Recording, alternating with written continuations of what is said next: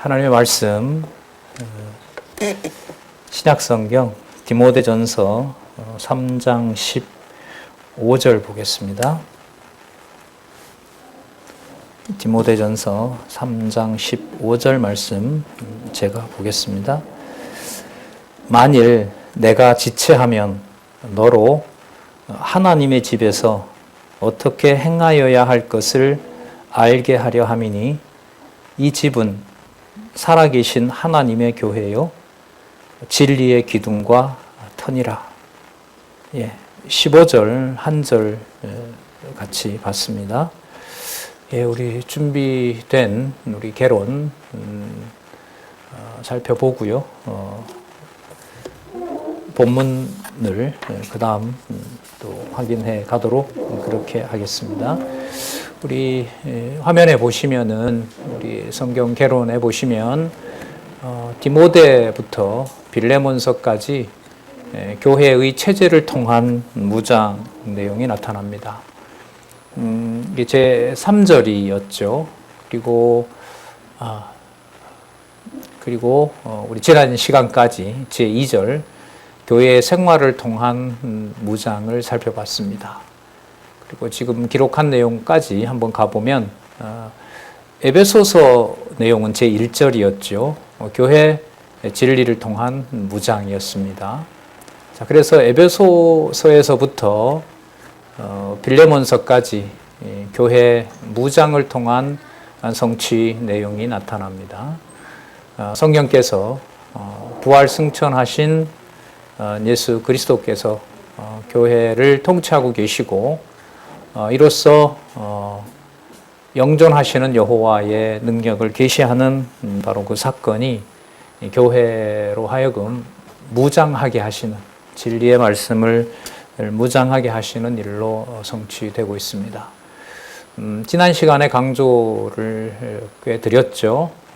제2절 교회 생활을 통한 무장에서 빌립보서, 골로새서, 데살로니가 전후서 그 연결성을 말씀을 드렸고, 그리고 마치 복습을 하면서 그러므로 이런 접속사를 또 제가 말씀을 드렸습니다. 데살로니가 전후서가 거룩한 생활을 통해서 무장을 시키시는 내용인데, 우리가 살펴본 것처럼 종말론이 오해가 되고 예수님이 언제 오신다는 날짜를 특정하려고 하고, 그리고 그리스도가 곧 오시는데 연보가, 이 땅의 연보가 무슨 소용이 있냐라고 하면서 연보를 탐하는 자들이 있는 그 상황에 바울 사도는 진리의 말씀을 기록하도록 하나님이 그렇게 하시죠. 그리고 주어진 상황에서 스스로 일하면서 아마 짐작하건대 교회에서 아마 함께 이 연보를 모아서 같이 사용하는 일을 데살로니가 교회가 하고 있었던 것 같아요.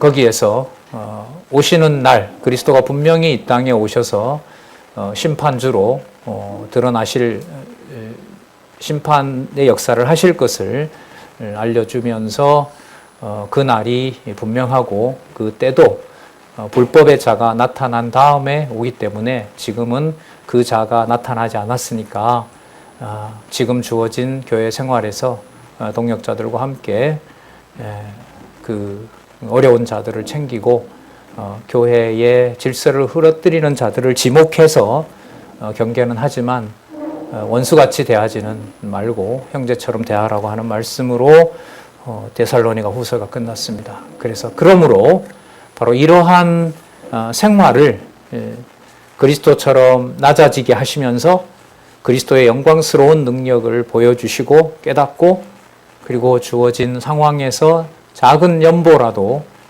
바로 그리스도의 능력임을 깨닫게 하는 분들을 모아주세요. 자, 그분들이 바로 교회 체제를 이루도록 하시는데, 먼저 교회의 조직과 또 행정은 일이죠. 그때 행정은 우리가 하는 것이 아니라 조직의 왕도 주 예수 그리스도이시고, 그 다음에 행정도 통치도 그리스도가 하신다는 사실을 우리가 디모데 전서를 통해서 살펴보고요. 그러면 아까 우리 디모데전서 3장 15절에 그 요절을 읽었잖아요. 거기에 보면 하나님의 집, 하나님의 교회, 진리의 기둥과 터라는 말씀이 나왔습니다. 그 진리의 기둥과 터가 디모데후서에 연결이 돼요. 디모데후서를 보시면 교회의 책무와 칠이기 때문에 저 책무라고 하는 것은 반드시 해야 될 교회의 그 신앙의 선배들, 그 다음에 안내자들이겠죠. 당시로 보면 남녀, 장로들. 바로 그 책무는 다름 아니라 진리의 말씀을 지키는 겁니다. 그게 아까 디모데전서 3장 15절에 진리의 기둥과 터, 하나님의 집, 하나님의 교회라는 말씀하고 바로 연결이 되죠. 바로 그것을 전파하고 수호하는 책무가 나타나고, 그 다음에 자연스럽겠죠. 그 진리의 말씀을 전하면서 이단과 불의를 하나님의 말씀, 진리의 기둥과 터가 심판하도록 하는 역사가 바로 디모데후서에 나타난 이단과 불의를 치리하게 하시는 겁니다. 그러니까 치리는 앞에 교회 행정이 나왔죠. 디모데전서 3장 14절에서부터 6장에 보면 저 행정의 핵심이 뭐냐면 진리의 전파와 수호예요. 그럼 그 진리가 전파되고 수호한 결과가 뭐냐면 이단과 불의를 하나님의 말씀으로 처리하게 하세요. 이단과 불의를 치리한 결과 디도서와 빌레몬서가 있는데, 디도서에 보면은 감독자를 세우게 됩니다. 그러니까 체제를 처음으로 세운 자들로 하여금 진리의 말씀을 다시 전파하고 또 이단과 불의를 치리하도록 하나님이 하시는데, 디도서처럼 감독자들을 세워요. 감독자들을. 그래서 계속해서 진리의 말씀을 보존하는 바로 안내자들이 존재한다는 거죠. 그 디도서 상황은 디도가 혼자 떨어져 있어요. 고립무원이에요. 그리고 주위에는 모두 거짓말장이들밖에 없어요. 진짜 가짜가 더 많은 그런 상황에서 왜 그러한 혼자 남겨둔 그 섬에 그렇게 남겨두었느냐? 바로 우리가 봤을 때는 거기에 누가 있느냐라고 하지만 진리의 말씀을 듣는 바로 그 자를 동력자로 생각을 하면서 무엇이라고 얘기를 하냐면 감독자라고 불러요. 감독은 그 하는 일을 말하거든요. 그러니까 장로는 복음을 먼저 들은 바로 그 신분, 바로 신앙의 선배를 말한다면은 감독자는 뭐냐면 그 진리가 맞는지 아닌지를 확인하고 사도들이 전해준 말씀인지를 확인해서 전달하고 또 전파하는 일을 하는 거예요. 디도서 본문에 보면 그 상황은 진짜 녹록하지 않습니다. 그러나 그 말씀을 듣는 자를 단지 형제나 자매가 아니라 그 자가 없으면, 그 전달해 주는 자가 없으면 그곳에는 하나님의 말씀이 전달될 수가 없어요. 그래서 진리 감독자로 하나님께서 세워주신다는 겁니다. 그러나 이렇게 되겠죠. 그러나 빌레몬서에 보면 감독자라고 해서 내가 소개하고 내가 잘하는 감독자라고 해서 자기 마음대로 자기의 목소리를 낼 수 없도록 하세요. 왜냐하면 그 감독자도 조직, 그리스도의 몸된 교회의 한 조직을 이루지만 그리스도가 바로 교회의 머리가 되시고 그의 주관자이기 때문에, 그래서 여러분 아시는 것처럼 빌레몬에게 그 오네시모 사건을 통해서 너가 원하지 않으면 내가 하지 않겠다. 그리고 그 오네시모가 주인인 빌레몬의 재물을 손해를 끼쳤죠. 훔쳤겠죠. 그래서 잡혀서 로마 감옥에서 바울을 만나고 죽어야죠. 당시 로마 법은 주인의 물건을 탈취했으면 그거는 바로 죽는 겁니다. 자, 그런데 이제 이 멀리 떨어져 있는 골로새 교회에 있죠, 빌레몬이. 그 골로새에 지금으로 말하면 터키 땅 아니에요? 그곳까지 편지를 첫 짧은 빌레몬서를 보내면서 내가 감옥에서 얻은 바로 이 오네시모에 대해서 나에게는 소중한 자식이고 내 심장 같지만은 너가 원하지 않으면은 받아들이지 않겠다. 그리고 오네시모가 너에게 끼친 해가 무엇인지 나에게 다 알려주면 내가 다 회개를 하겠다. 그렇게 하면서 그 자체로만 봐도 참 아름다운 말씀인데 전체적으로 보면 교회의 7위까지 오는 동안 참 처음서부터 이렇게 한번 보시면요. 자, 조직을 이룬다. 거기에 행정이 일어난다. 그리고 책무가 있다. 거기에 이단을 치리한다. 그리고 감독자를 꼭 세워라. 이 모든 내용들이 정치적인 용어들이란 말이죠. 그런데 이게 빌레몬서에 가면 교회 화평의 원리가 나오면서 그 모든 절차나 과정들이 어느 인간의 명령에 의해서 이루어지는 것이 아니라 화평은 여러분 샬롬 아니에요. 예루살렘의 다른 이름이거든요. 그러니까 그리스도가 통치하는 이 교회가 누가 누구에게 명령함으로써 화평이 깨지는 거죠. 바울의 제자인 빌레몬이라고 해서 바울이 내가 쓸 테니까 내가 감옥에서 만나서 참 유용한 자이기 때문에 내가 쓴다라고 그냥 그렇게 말하는 것이 아니라 그 자식 같은 빌레몬에게 신앙으로 낳은 빌레몬에게 정중하게 바로 화평을 깨지 않도록 하시는 능력의 말씀이 빌레몬서에서 나타나고 있습니다. 이 성경의 편집 순서가 정말로 하나님께서 해놓으셨다는 걸 잘 보여주는 게 여러분 저기 빌레몬서거든요.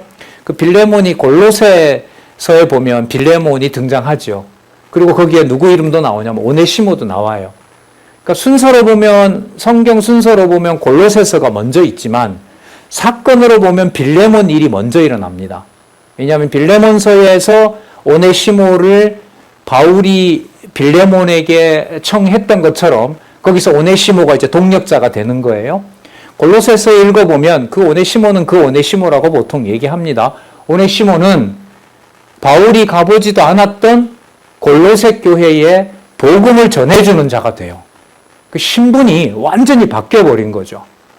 그런데 그게 바울의 명령대로 된 것이 아니라 교회의 체제의 주관자 되시는 그리스도께서 그 일을 주관해 가신다는 거예요. 그리고 극히 사적인 편지 같은 빌레몬서가 바로 우리 지난 시간에 확인했던 대로 편지마다 뭐라고 했습니까? 표적이라고 했잖아요. 제가 그런 비유를 들었죠. 그리스도께서 물을 포도주로 만드는 미라클, 이 표적과 바울이 쓴 글 한마디가 편지에 그 기록된 그 내용이 성령의 감동으로 기록된 말씀이라고 본다면 그 말씀이 우리 영혼에 하나님의 자녀임을 확인해 주는 것은 그리스도께서 물을 포도주로 만든 그 표적과 다를 바가 없다는 거예요. 그러니까 디모데 전 후서에 가서 특히 이제 후서에 가서 전 참 흥미로운데 이 말씀의 이 권위를 설명하는 게 데살로니가 후서 마지막 장 마지막 부분에서 말했던 편지마다 표적이다라고 하는 게 하나님 말씀의 권위가 디모데후서 3장 16절 아시죠? 모든 성경은 하나님의 감동으로 기록됐다는 거죠. 왜 그러냐 하면 데살로니가 후서에 보면 편지마다 뭐라고 했기 때문에 표적이라고 했기 때문에 디모데 후서에 가면 또 디모데 전서부터 시작하죠. 지도자를 세우는 일은 쓸데없는 변론하지 않고 오직 말씀만 전하도록 하는데 목적이 있다. 족보 얘기 가지고 시간 버리지 말아라. 왜냐하면 디모데 후서에 가면 하나님의 말씀은 살았고 운동력이 이게 히브리서네요. 모든 성경은 하나님의 감동으로 기록된 것으로 교훈도 있고 책망도 있고 바르게 함과 의로 교육하기에 완벽한 하나님의 말씀이라는 것을 디모데 후서 가서 설명을 하죠. 조금 전에 여러분 같이 봤던 디모데전서 3장 15절도 바로 연결이 돼요. 하나님의 집이 하나님의 교회이므로 무엇과 무엇의 터가 된다? 진리의 기둥과 터가 된다고 하는 말씀이 전서의 그 3장 15절이 너무 좋은 연결고리가 되죠. 왜냐하면 디모데후서에 가면 그게 하나님의 감동으로 하나님의 능력의 말씀으로 하나님께서 기록하도록 하신 정황무한 하나님의 말씀이라는 거죠. 그 말씀의 권위가 디도서에 가면 감독을 세운다 이거예요. 빌레몬이 세우는 게 아니라 이 의미를 찾으셔야 되고요. 확인해 가야 되고 그 다음 빌레몬서 하지만이 아니라 그러므로예요. 그러므로 바울이 제자인 빌레몬이라고 하더라도 자기 명령으로 교회의 직분자를 세우지 않고 합력을 유도하지 않는다는 거예요. 그래서 저는 한동안 이 빌레몬서가 진짜 그 기사적인 편지가 왜 교회 체제를 통한 무장의 마지막에 나올까? 그런데 지금 잠시 말씀드렸지만 답이 나오잖아요. 바로 화평이라고 하는 것은 바로 예루살렘이에요. 그러니까 하나님이 자손 땅 통치 언약을 이루셨던 곳이 예루살렘인 거고요. 그 예루살렘의 교회가 창립이 되잖아요. 그러면 빌레몬에게 바울이 화평으로 그의 의견을 존중하면서 세우도록 하는 이 체계는 예루살렘에 약속되었던 교회를 세우는 것과 같은 그 큰일이 바울과 오네시모와 빌레몬을 통해서 무엇을 건설하였다? 예루살렘, 신령한 예루살렘을 건설하는 일이 되는 거예요. 그래서 교회에서 신분을 초월해서 특히 이제 먼저 배운 사람들이 요즘으로 말하면 갑질이나 이런 어떤 명령으로 다스리는 것이 아니라 자기 마음에 들지 않더라도 기다리고 불화하면 하지 않고 하는 사람마다는 좀 다르겠지만 그런 일들이 교회 체제를 통한 무장의 결론이라는 겁니다. 결론은 당연히 그리스도가 통치하는 화평이 목적이기 때문에 바로 이 화평의 복음을 빌레몬에서 그리스도가 승천하셔서 살아계셔서 체제의 주관자 되신다는 것을 확정한 다음에 무장시켰으니까 투쟁하죠. 히브리서에 가서 유대주의와 투쟁하게 하시는 거예요. 그래서 히브리서의 요절이 뭐냐면 믿음의 앞장서는 주는 누구밖에 없다? 그리스도밖에 없다. 그거하고 빌레몬서의 화평의 복음하고 바로 연결이 된다는 겁니다.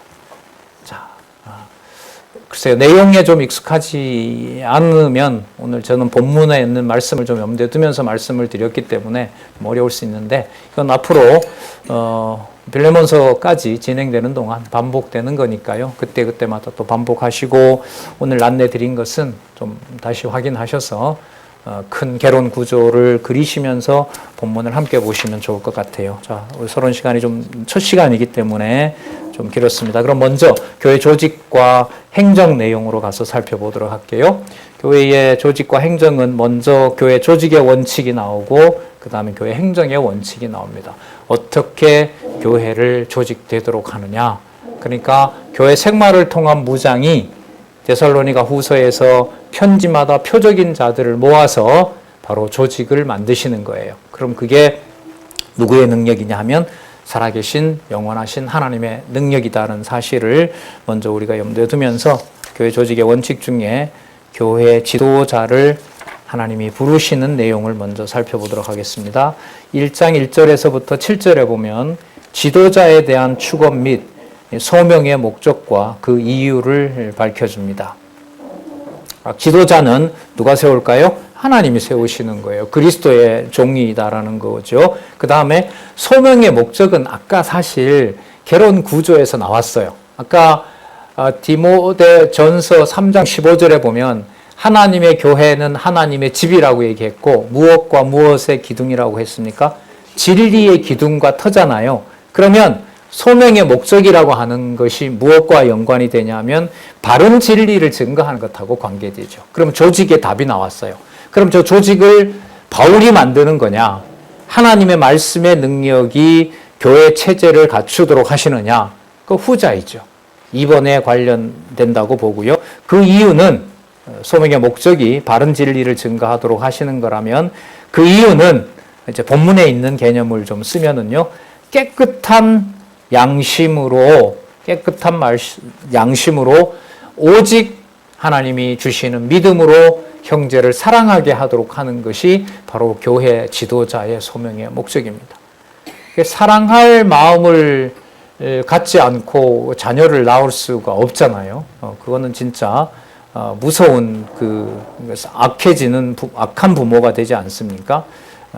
하물며 그리스도의 복음을 통해서 하나님의 교회를 이루어 가실 때 진리에 대한 사랑을 말하면서 지체에 대해서 명령하고 또 자기가 먼저 많은 것을 알고 있다고 해서 자기가 주관해 간다라고 하는 것은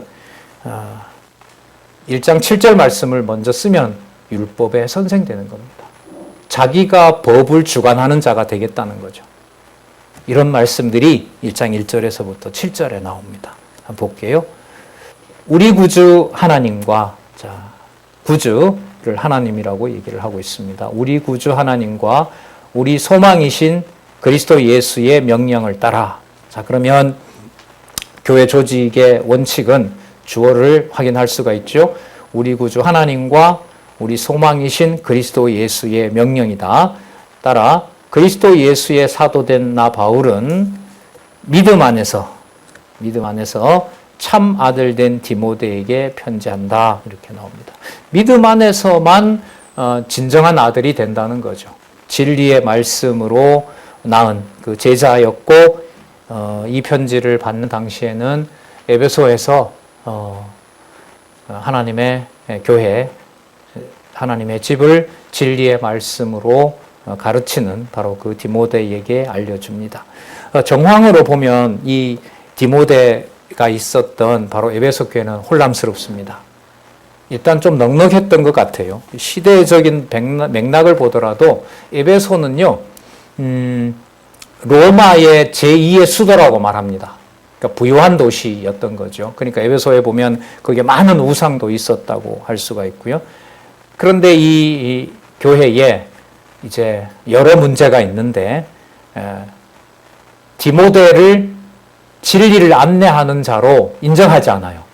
그래서 나이를 업신여기지 않도록 하라라는 말씀이 나오는데, 어리고 하니까 어른들의 목소리가 세요. 바울을 알아도 우리가 더 잘 알지 너만큼 우리가 모르겠느냐.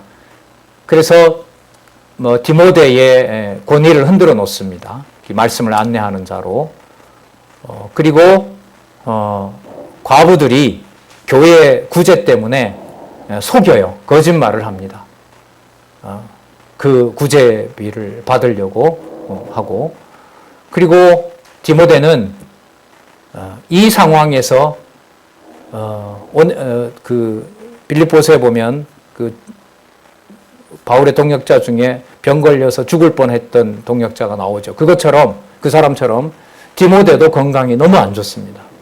그래서 잘 아시는 대로 포도주를 좀 약으로 쓰라는 권명까지 할 정도로 진짜 어린 디모데가 속이 썩는 거죠. 속이 그냥 문드러지는 상황에 바로 교회 조직의 행정에 대한, 교회 조직과 행정에 대한 말씀을 디모데에게 보내고 있습니다. 그러면서 이제 첫 마디, 구주 하나님과 소망이신 그리스도의 명령을 따라 너가 상황이 안 좋다고 내가 너에게 보내는 것이 아니라 하나님의 말씀으로 너에게 권한다라고 하는 게 앞부분에 나오고요. 그걸 믿음 안에서 참 아들 된 디모데에게 편지한다고 얘기를 합니다. 하나님 아버지와 그리스도 예수 우리 주께로부터 은혜와 긍휼과 평강이 있을지어다. 은혜와 긍휼과 평강은요, 언약과 성취로 보셔도 돼요. 은혜가 창세전에 받았던 하나님의 자녀된 바로 믿음 안에서 참아들 된 상황에 대한 약속이, 작정이, 예정이 바로 창세전에 있었던 은혜라고 한다면은요, 그 다음에 긍휼은 이 땅에서 약속한 대로 예루살렘에서부터 복음이 이방인에게 전파되면서 이방의 복음이 전파됨으로써 바울을 사도가 이방인인 이 좋은 가정에서 자랐던 디모데를 만나게 된 거죠. 그에게 베풀어 주신 하나님의 긍휼하고 연관이 되겠죠. 그 다음에 마지막으로 아까 말씀드린 대로 평강이 주어지게 되는 겁니다.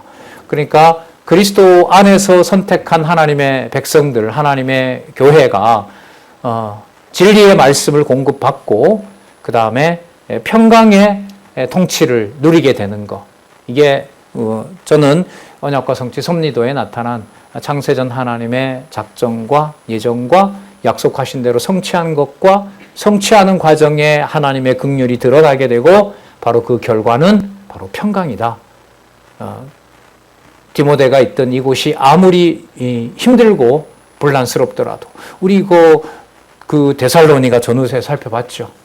환난과 핍박과 궁핍과 모멸과 그 극한 상황에다가 두고 거룩한 생활을 통해서 하나님의 교회가 모든 생활에서 진리의 말씀으로 무장하도록 하셨다는 우리 데살로니가 전후서 말씀을 상고해 볼 때 디모데 전서는 더더욱 진리의 말씀을 안내하는 자에게 하나님이 주시는 은혜와 긍휼과 평강은 다른 어떤 것과 바꿀 수 없는 상황이 되는 거죠. 자, 3절에 보면 내가 왜 거기에 너를 뒀는지에 대한 얘기가 나와요. 내가 마게도니아로 갈 때에 너를 권하여, 마게도니아는 배 타고 건너가는 유럽 땅이거든요. 마게도니아로 갈 때에 너를 권하여 에베소에 머물라고 한 것은, 참 이 에베소 교회 많이 등장하죠. 사도행전에 보면 이 에베소 교회가 바울이 도찰에 가죠. 그 바울 생애 중에 가장 많은 강론 시간을 보냈던 데가 에베소입니다. 두란노라고 나오죠. 그 두란노 서원에서 거의 3년을 가르쳐요. 그 고린도 교회도 1년 반인가 18개월을 가르쳤고, 그 가이사라 빌립보에서 로마로 가기 전에 2년 가르친 경우로 보면 바울의 강론 시간이 가장 많았던 곳이 여러분 에베소 지역입니다. 그 두란노 서원에서 가르치는데 바로 이 가르친 교회가 상황으로 보면 되게 어려운 거예요. 거기에 이제 표현으로 반복을 하면 어린 디모데를 두고 떠났던 곳이 되는 거죠. 이게 디모데 전후서가 유서라 그러잖아요. 마지막 편지. 전서를 쓰고는 조금 풀려났는데 얼마나 좋았겠어요. 그런데 후서 편지를 보면 고추고요.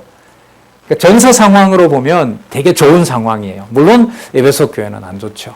자, 그런데 이제 풀려났는데 다시 이제 투옥이 됐고, 후서 내용으로 보면 내가 곧 이제 죽는다. 관제로. 그러니까 숭배한다는 얘기죠. 그 내용이 이제 디모데 후서에서 나오잖아요. 다시 한번 돌아가서 보면 에베소에 머물라고 한 것은 어떤 사람들을 명하여 다른 교훈을 가르치지 말며, 자, 첫 번째 일이 뭐냐면, 자, 구체적인 예를 들면 바울이 보낸 편지 말고 또 다른 걸 가르치는 자들이 있는 거예요. 이 에베소 교회가 바울이 로마로 간다고 했을 때 온 장로들이 나와서 가지 말라고 그렇게 울며불며 붙잡던 동네예요. 이 교회가. 그러니까 인간적으로 보면요, 저렇게 나를 좋아했으니까 내가 전하는 말씀을 하나님의 말씀으로 이들이 얼마나 잘 받을까, 이거는 당연히 들을 생각인 것 같아요. 그러나 지금 디모데 전서 1장을 보면 첫 번째 사건이 뭐냐면, 디모데를 둔 이유가 어떤 사람들을 명하여 다른 교훈을 가르치지 말게 하는 거예요. 그러니까 바울이 보낸 편지 아니면 읽지 마세요 하라는 거죠. 투쟁이죠. 투쟁이에요. 바로 체제를 통해서 무장하게 하시고 바로 투쟁케 하시는 현장이라고도 할 수가 있겠죠. 그다음 두 번째, 신하와 끝없는 족보에 창념치 말게 하려 함이니라. 신하는 여러분 아시는 그리스 로마 신화 얼마나 유명하고 흥미진진합니까? 그거 타고요, 창세기도 신화로 보는 거예요. 그러니까 유대 신화가 낫느냐, 그리스 신화가 낫느냐. 여러분 재미로 보면 어디가 더 재밌을까요?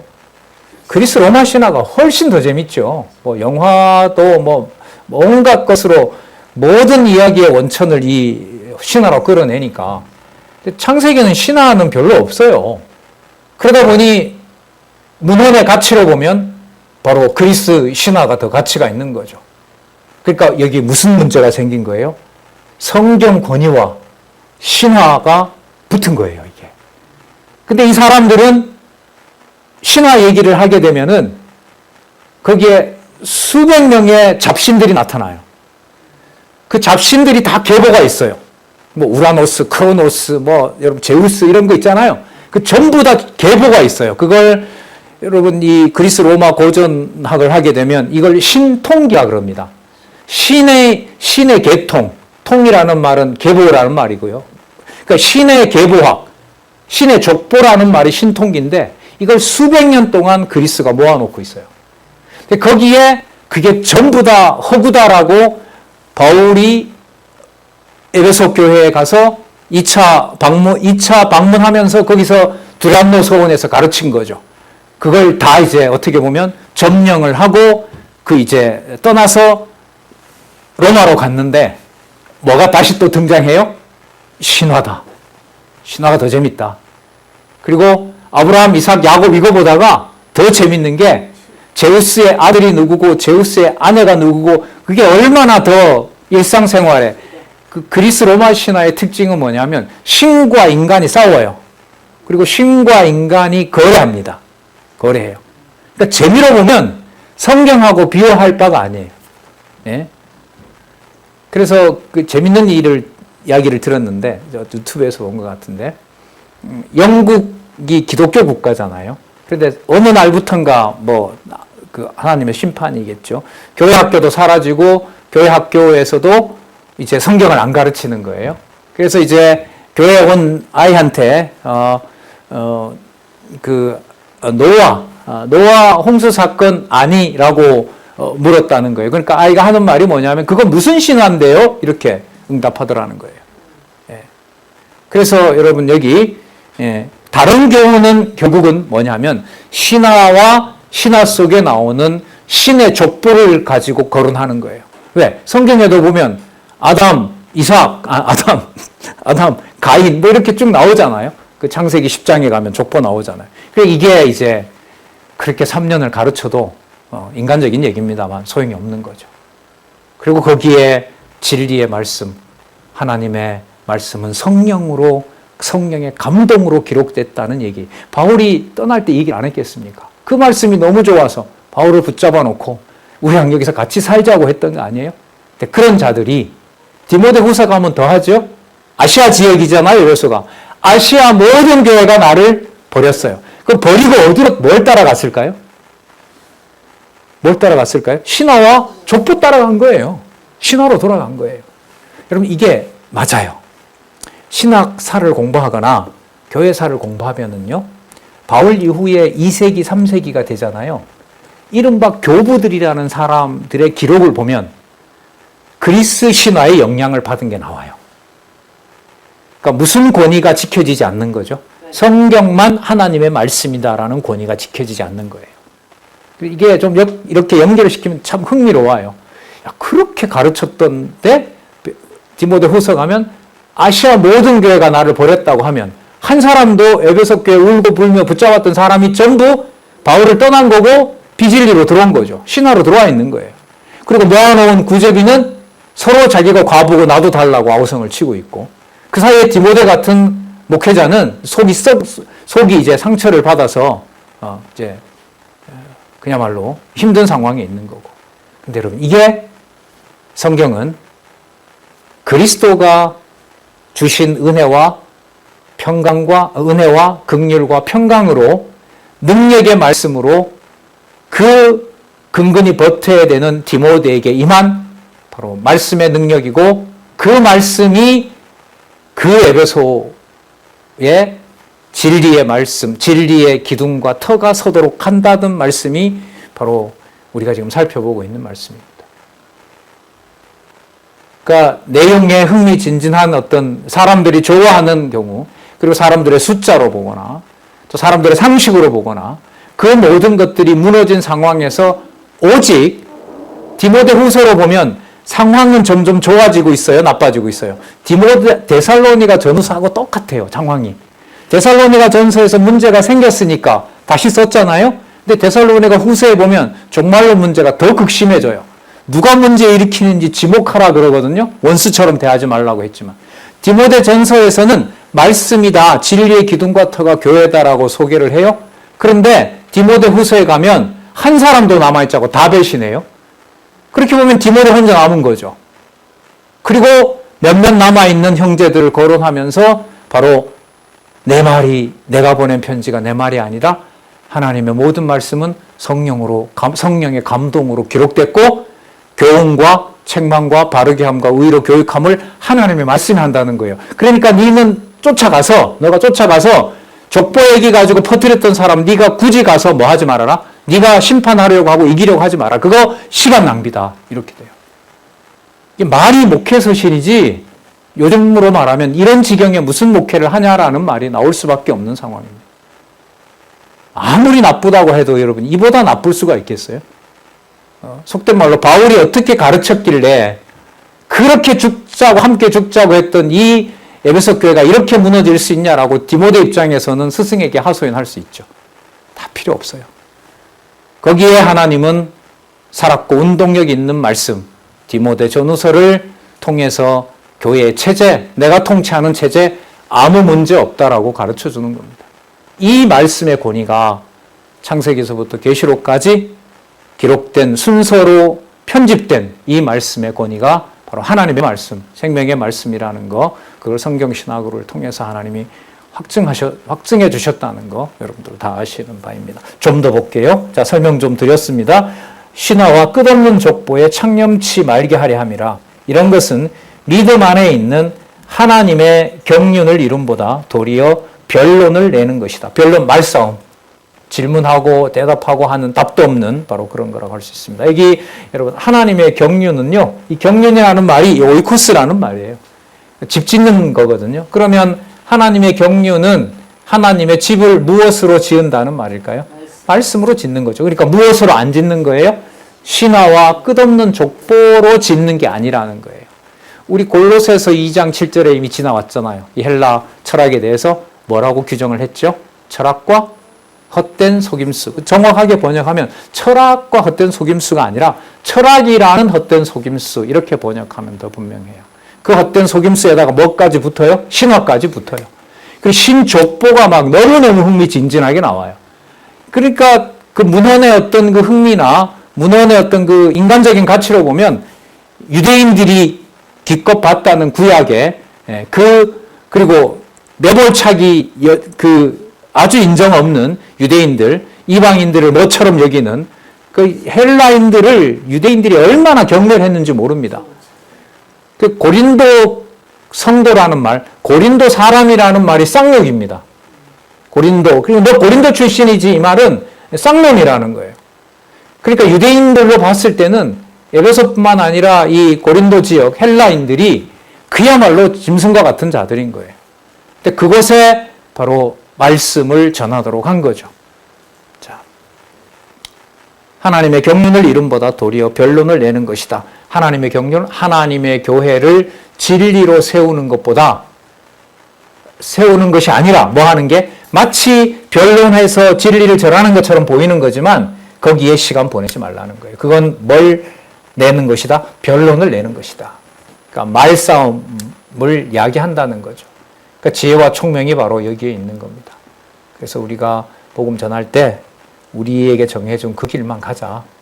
뭐 놈이 동조하건 듣건 안 듣든지 듣지 않든지 하나님 앞에서 코람데오라 그러죠. 오직 하나님 앞에서 자신에게 맡겨준 직분을 디모데에게도 마찬가지죠. 그런데 시간 보내지 말고 바로 이 말씀을 전할 자들에게 전하기를 바란다라고 권하고 있는 겁니다. 믿음 안에 있는 하나님의 경륜을 이룸보다 하나님의 진리의 말씀으로 하나님의 교회를 세우는 것보다 변론을 내는 것이다. 그러니까 여러분 이게 이제 진리를 전하는 앞서간 자들에게 권하는 거라면 진리의 말씀을 분별하는 감독직이라는 게 저게 쓸데없는 논의인지 진리의 말씀을 이해하는 논의인지를 구분하게 해요. 그게 여러분 교회 조직의 첫 번째 사건인 거예요. 신화와 끝없는 족보가 아닌 하나님의 말씀을 바르게 판별하고 오직 그것을 듣는 자들에게 전달해 주도록 하는 역할. 이게 여러분 교회 조직의 처음입니다. 그래서 공부하지 않으면 여러 가지 뭐 연보나 직분이나 하지 마십시오. 장안중앙교회나 교회 동역자협회는 그거 누가 박수 쳐주지도 않고 알아주지도 않고 그 명예 사람들이 인정도 하지 않습니다. 그래서 먼저 진리의 말씀이 얼마나 가치 있는지를 공부하시기 바랍니다. 이렇게 간곡하게 부탁을 드리는 겁니다.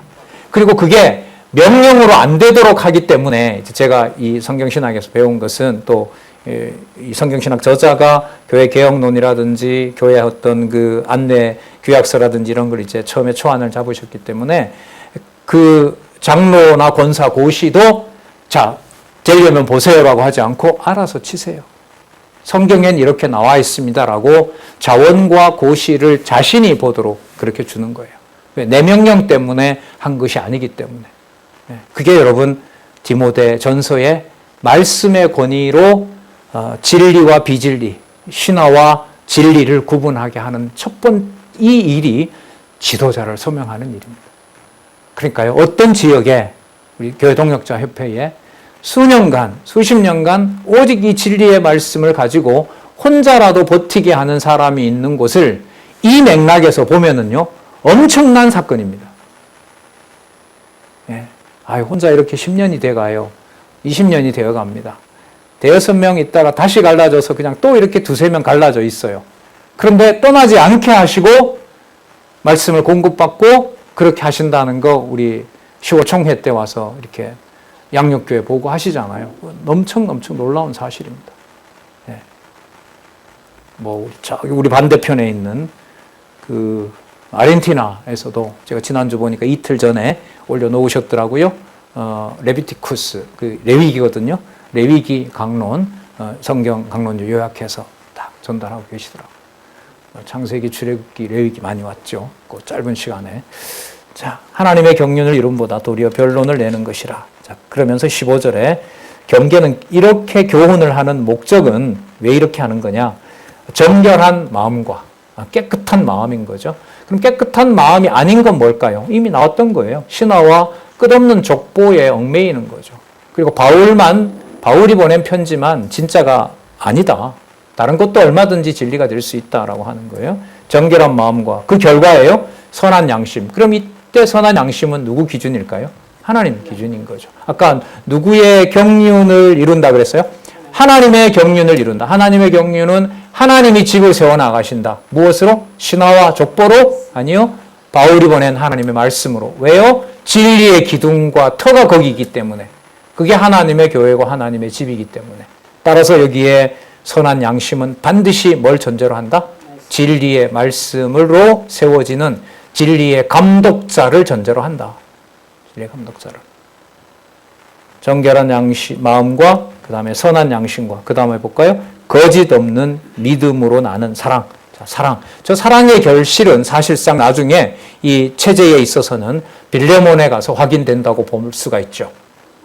자식 같은 후배에게 그리고 도망친 종이니까 주인에게 소름을 끼치고 그야말로 로마 법정에 맡겨서 그냥 사형해도 끝내도 아무런 양심의 가책도 안 받을 자에게 신앙의 선배가 또 다른 후배 동력자에게 그의 모든 양심을 조심스럽게 하나님의 말씀으로 대하면서 하나님의 말씀의 동력자로 대하면서 오네시모와 빌레몬에게 보내는 바로 거짓 없는 바로 그 믿음, 솔직한 그 믿음에서 나는 사랑으로 보여준다는 거 나중에 빌레몬서에서 나타납니다. 자, 사랑이건을 6절 사람들이 여기에서 벗어나 그 다음 보세요. 어디에 빠진다? 헛된 말에 빠진다는 거죠. 헛된 말에 빠지게 되고 자, 그 다음 보세요. 헛된 말은 복음의 능력, 하나님의 말씀의 능력이 주관하지 않기 때문에 자기가 전하는 헛된 얘기 중에 내용도 신화면은 당연히 이건 헛된 얘기가 되는데 바울의 이야기를 가져다가 내가 이 교회의 감독자이기 때문에 내가 가르친다라고 해버리면 7절에 나오는 뭐가 돼요? 율법의 선생이 되는 거예요. 율법의 선생이 돼요. 이게 어떻게 보면 더 무서워요. 아까 빌레몬서 얘기를 또 하면은요, 성경 비유를 예를 드는 게 가장 좋겠죠. 오네시모 사건을, 곧 사형에 처한 오네시모 사건을 바울이 빚을 갚아주고 빌레몬에게 내가 필요한 내 심장과 같은 오네시모를 내가 너에게 빚도 갚아주고 오네시모를 내 사람으로 쓸 테니까 너는 내가 하는 일을 그렇게 알고 있어라라고 얘기를 하는 것과 모든 동의를 빌레몬에게 동의를 구하는 것은 1장 7절 말씀으로 보면 율법의 선생이 되느냐 진리를 따르는 하나님의 종이 되느냐의 차이입니다. 그래서 성경의 뒷부분으로 갈수록 어떤 사람의 그 권위나 사람의 어떤 의지가 발동한다는 게 되게 괴로워요. 진짜 괴롭습니다. 어떨 때는 막 의심스러울 정도로 괴로워요. 이런 것까지 굳이 고민을 해야 되나? 이게 내 자존심인가? 이게 진짜 진리에 대한 순수함인가? 그럼 이걸 어떻게 알 수 있냐? 진리를 좀 아는 자들이 논의하는 거는 좀 수준이 높은 거고 그냥 이제 배우기 시작한 사람들의 얘기는 그냥 한마디 명령 탁 해주면 그냥 착착착 사람들이 해나가는 거. 그럼 이 정도까지 율법의 선생되는 거라고 할 수 있나? 정리되지 않는 갈등들이 너무너무 많아요. 그래서 저는 이번에 디모데 전후서 소개하고요. 그런 생각이 들더라고요. 우리가 진리 안에서 이런 교재들이나 이야기를 하는 시간이 우리 참석하신 많은 분들이 다 해당 공부반이 있겠지만은 교회 체제와 관련해서 왜 저자가 2016년에 벌써 8년 전에 교회 체제 왜 어떻게 되어야 하는가라는 제안을 했고 저도 지금 정관 어쨌든 개정위원으로 강의를 지금 하고 있습니다만은 디모데 전후서에 나타난 이 또 빌레몬서까지 나타난 교회 체제를 통한 무장에 대한 본문에서 다른 건 몰라도 해야 될 것 말고 절대로 이것은 성경적이지 아닌 것을 무엇인지 조항으로 좀 뽑아내고 싶어요. 당장 첫 번째 나왔잖아요. 자, 이 내용이 참 그렇습니다. 율법 선생되는 거 아까 뭐하고 관련되죠? 6절에 헛된 말. 그죠? 헛된 말. 그 다음에 4절에 보면 변론 일으키는 거. 변론 일으키는 것은 무엇의 결과예요? 신화와 끝없는 족보. 자, 3절에는 뭐라 나왔어요? 다른 교훈. 다른 교훈. 다시 내려올까요? 3절에 다른 교훈. 4절에 신화와 끝없는 족보. 변론. 헛된 말. 마지막은 무엇에 선생되는 거? 예, 내가 이 말의 주인이다라고 나서게 되면 신화보다 더 심각한 일이 돼요. 법에 뭐가 되는 거예요? 스승이 돼요. 그럼 내가 뭐가 되는 거냐 하면 선과 악의 입법자가 되는 거예요. 하나님과 같이 되는 거예요. 그래서 이 교회 개정의 신학 강의 반에서 우리 교회 행정학으로 지금 타이틀을 시작했는데 솔직히 진짜 두렵기도 하고 어떻게 결론이 날지 저도 모르겠어요. 지난번에 구체적으로 그 교회 개혁론을 쓰셨던 그 우리 원로께서 장안중앙교회는 70점인데 산수서강교회는 80점입니다. 왜냐하면 왜 그랬죠? 내용이 정관이 없기 때문에. 정관이 없기 때문에. 산수서강교회는 정관이 없는 상태에서 모든 하는 일들을 하나님께서 디모데 전후서 빌레몬서까지 있는 그 감독자들을 그렇게 교회의 신앙의 선배들이 해간다면 100점에 육박하겠죠. 그 상황인데 장안중앙교회는 계속해서 정관을 들먹이고 있다? 뭘 개정해놔야 되나? 심히 고민이 되는 거예요. 인간적인 고민입니다. 말씀의 권위가 이러한 것을 이러한 어떤 제 고민이 말씀의 권위를 넘어설 수는 없는 거니까요. 예, 여러분 1장 1절에서부터 7절까지 7절을 볼까요? 율법의 선생이 되려 하니 자, 여러분 그 다음 말이 너무너무 이게 무서워요. 보세요. 자기가 말하는 건데 설득력 있게 얘기를 해요. 그런데 그 다음 보세요. 자기가 확증하는 것도 뭘 하지 못해요? 예, 제가 여러분들 다 설득시켰어요. 그런데 이 말씀에 의하면 내가 뭔가를 가르치는 선생이 되었다면 그 말을 뭐 한다는 거예요? 모른다는 거예요.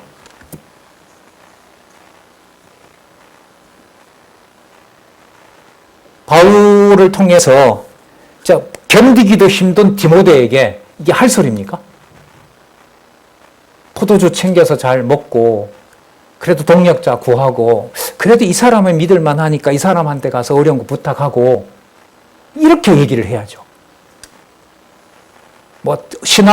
신화나 헛된 철학 이런 건 더 말할 나위도 없고 준 그걸로 너가 선생 되면 네가 하는 그 말이 무슨 말 하는지도 너가 모르는 경우가 된다. 그럼 누구의 통치와는 거리가 멀어요? 여러분 아까 거기서 하나님의 경륜과는 거리가 멀어요. 하나님의 경륜이 뭐라 그랬죠? 오직 그리스도가 전하는 말씀으로 경륜, 집을 세우는 거거든요. 그러면 누구 집 짓겠다는 거예요? 예, 율법에 선생되는 것은 내 집 짓겠다는 거죠. 글쎄요, 그냥 따라온 결과가 이래요, 지금. 네. 어떻게 빌레몬서까지 갈지 힘들 것 같기도 하고요. 그래도 살았고 운동력 있는 말씀의 권위가 아까 바울이 기도한 대로 은혜와 긍휼과 평강을 주시기를 간구하는 마음으로 교회 체제를 통한 무장 끝까지 말씀으로 잘 갈 수 있고 깨달을 수 있었으면 좋겠습니다. 기도하겠습니다. 하나님 아버지, 말씀의 무서운 권위를 이 시간 우리 눈으로 확인하도록 해주셨습니다.